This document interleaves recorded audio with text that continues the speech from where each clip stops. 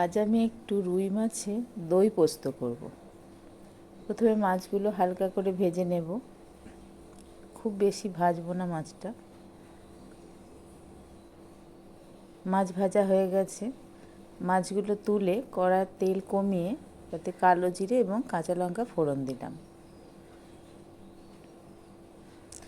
এতে পোস্ত বাটা একটু জলে গুলে দিয়ে দিলাম, আর আগে থেকে ফেটিয়ে রাখা টক দই দিয়ে দিলাম। এবার লবণ দিয়ে এতে জল দিয়ে দিলাম। এটা একটু ফুটতে দেব।